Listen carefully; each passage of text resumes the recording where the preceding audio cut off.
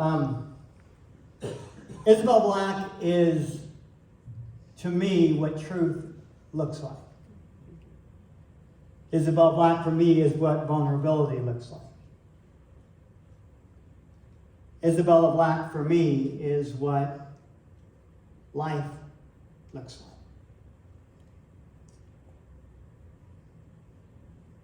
Isabel Black, for me, is what the Christ looks like. And the one thing that I must say is that you've gone through the crucifixion. But you, my friend, have truly been resurrected. And so I celebrate you. I love you. And I am so ready for the stories people will tell because of the stories that you share. So I'd like to invite up, without further ado, Isabel Black.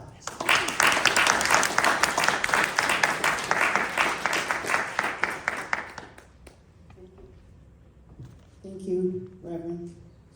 And thank you, literally everybody, for being here and continuing to be a part of this. Because this truly is about community and doing our part. And what I've learned, it's not part of my speech, but what I've learned recently is that sometimes to access what's inside of your heart, it must be broken. So embrace the broken heart is my point. Embrace it while it's open and broken. Take a look at what's inside and figure out what works for you and what doesn't, and disregard what doesn't.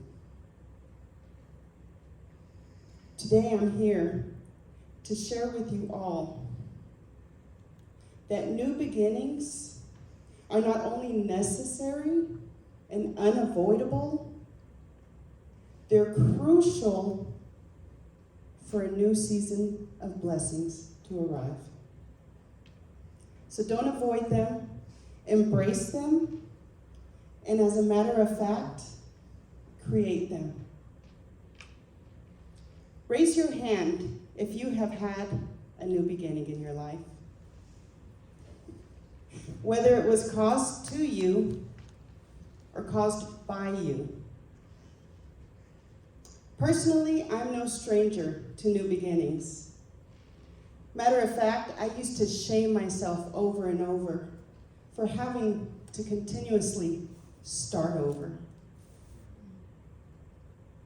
What I know to be true today is that every day that we open our eyes, we are given the opportunity for a new beginning. So I challenge you to not take advantage of that.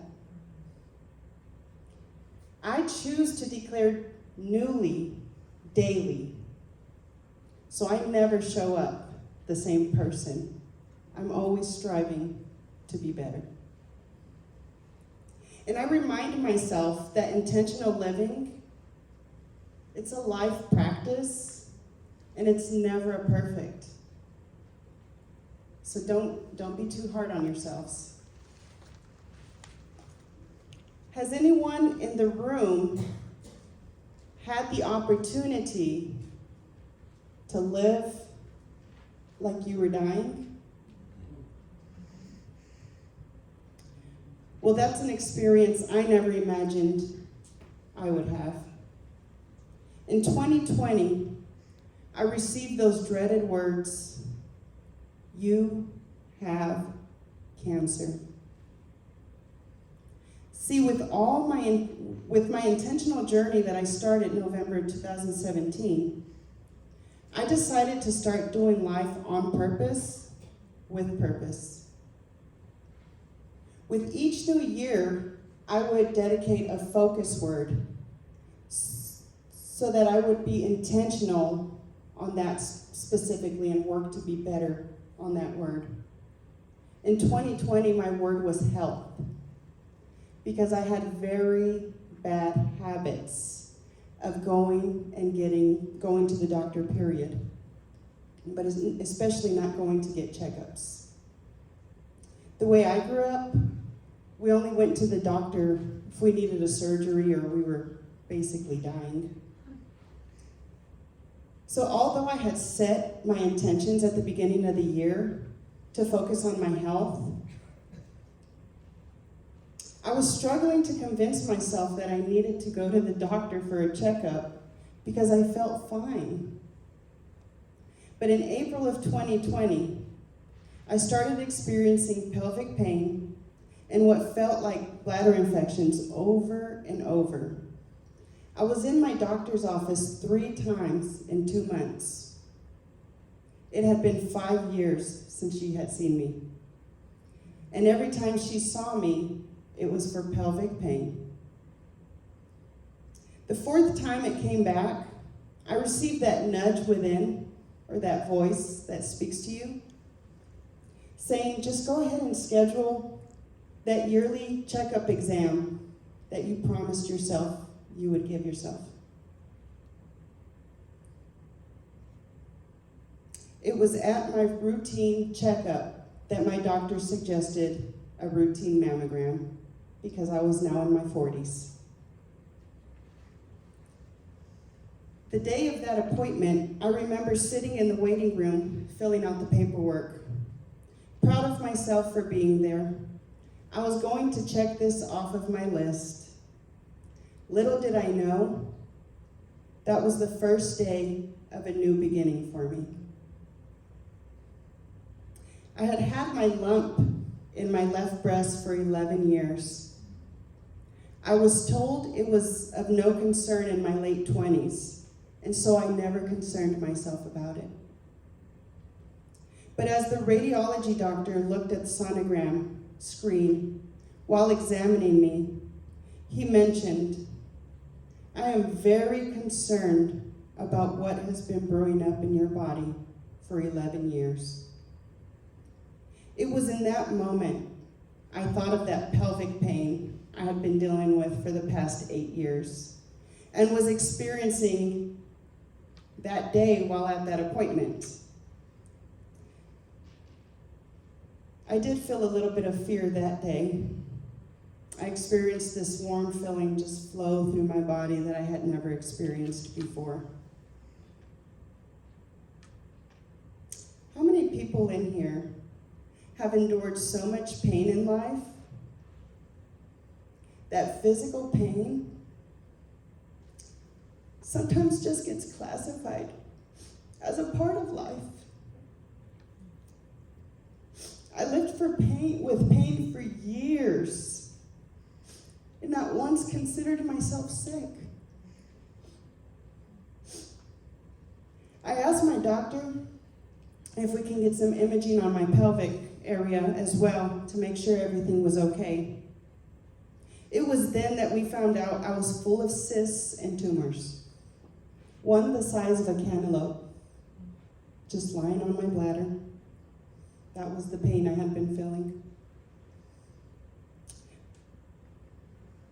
What I learned through that was that we must be our own advocates to our body, and we do know what is best for us. So if you're not feeling heard by your doctor, you find another one.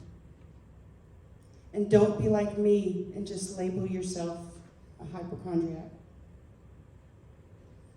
All things considered, at my first oncologist appointment, my doctor prepared me to expect the worst. It just wasn't looking very good for me. For 4 months, I had the opportunity to live like I was dying. Every breath smelled so much sweeter. Every smile felt so much warmer. And I felt more grateful than I had ever felt in my life.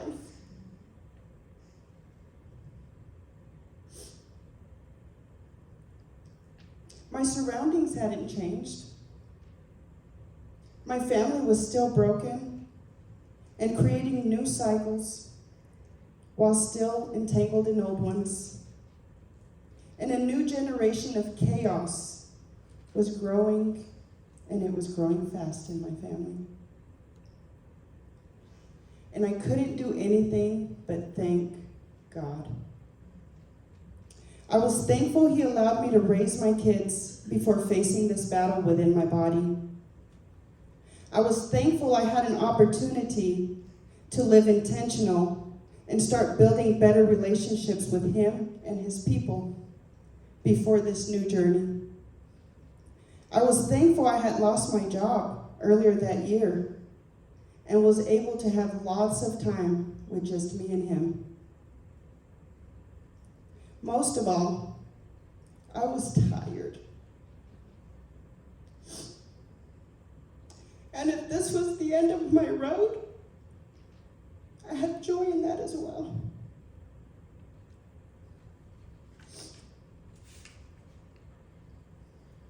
Well, God told me I was not going to die. Matter of fact, He told me I was just beginning to live. I didn't know what that meant, but it excited me. So here I am today, April of 2022, cancer-free, still breathing, and still fighting to break generational cycles and heal from past traumas. The only difference is, before I was out to heal my family, now I am here to do my part to heal the world. And I invite you all to join me. Thank you.